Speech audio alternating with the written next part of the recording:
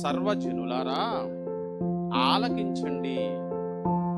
సామాన్యులేమి, సామంతులేమి, ధనికులేమి, దరిద్రులేమి, లోకంలో ఉన్న నివాసులారా, మీరందరూ ఒకే దగ్గరగా కూడి చెవియొగ్గుడి అన్నాడంటే అందరిని పిలుస్తున్నాడండి.